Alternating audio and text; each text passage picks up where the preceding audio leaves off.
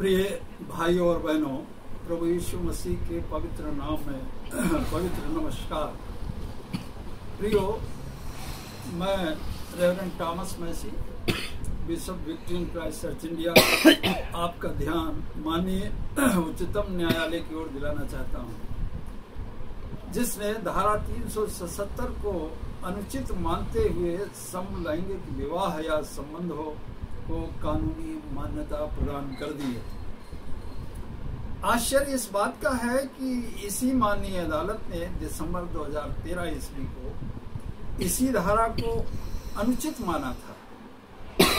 ये सच है कि भारतीय संविधान ने हमें निजता का अधिकार दिया है, लेकिन अगर ये सामाजिक ढांचे को अव्यवस्थित करे तो ये अधिकार निश्चय ही खत्म कर देना चाहिए।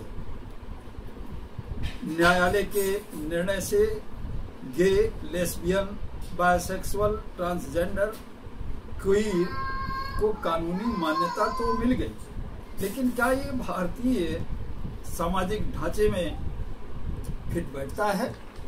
बिल्कुल भी नहीं। ये वो देश है जहां पर कुछ सामाजिक परंपराएं हैं, कुछ सामाजिक सीमाएं हैं, जिन्हें हर एक के लिए पालन करना इसलिए जरूरी है ताकि एक व्यवस्थित समाज की रचना हो और स्वस्थ समाज की रचना हो और एक जागरूक राष्ट्र का निर्माण हो सके। जो परंपराएं सच में मानव समाज के लिए उचित नहीं है, अनुचित है, निश्चय ही उनको खत्म कर देना चाहिए और निश्चय ही जनमानस को चाहिए कि उन परंपराओं से वो दूर रहें। अगर आप धार्मिक दृष्टिकोण से देखें तो ये यहूदी, ईसाई, इस्लाम और इन धर्मों में ये जो धारा है, ये जो बातें हैं, सिर्फ अनैतिक ही नहीं है, बल्कि इन धर्मों में से कानूनी अपराध माना गया है। श्री सुब्रह्मण्य स्वामी ने इसे जेनेटिक डिसऑर्डर मानते हुए मांग की है कि इसकी मेडिकल रिसर्च होना चाहिए। तो आखिर इसमें बुराई क्या है? उचित ही कहा है। मैं तो कहना चाहता हूँ मेंटल डिसऑर्डर भी हो सकता है, क्योंकि ये अप्राकृतिक तरीका है जो समाज के हित में नहीं है। अब कोई ये कहेगा कि कई ईसाई देश ऐसे हैं जो जहां इसे कानूनी मान्यता मिली हुई है। मैं कहना चाहता हूं कि ये देश धर्म का नहीं बल्कि संसार का आचरण कर रहे हैं। समलैंगिक अधिकार के कारण समाज की अवधारणा और उसकी व्यवस्था अस्त व्यस्त हो जाएगी।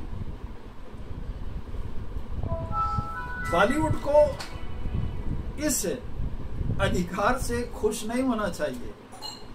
मैं ये मांग करता हूं कि माननीय उच्च न्यायालय अपने निर्णय पर दोबारा विचार करे और इस अनैतिक बातों को समाज के नए निर्माण, समाज के नए उत्थान के लिए अपने आवश्यक कदम उठाए, ताकि हमारा समाज, जो भारतीय समाज है, पूरी तरह नैतिक ही नहीं बल्कि पूरी तरह व्यवस्थित बना रहे, ताकि एक नए राष्ट्र का निर्माण हो और समाज में एक नई जागरूकता पैदा हो और सारी दुनिया में इस बात का मैसेज जाना चाहिए कि ये हमारा देश नैतिक देश है, ईश्वरीय देश है, यहाँ के लोग ईश्वर भक्त हैं और पूरी तरीके से प्राकृतिक नियमों का पालन करते हैं। आप सबको एक बार फिर प्रभु यीशु मसीह के नाम में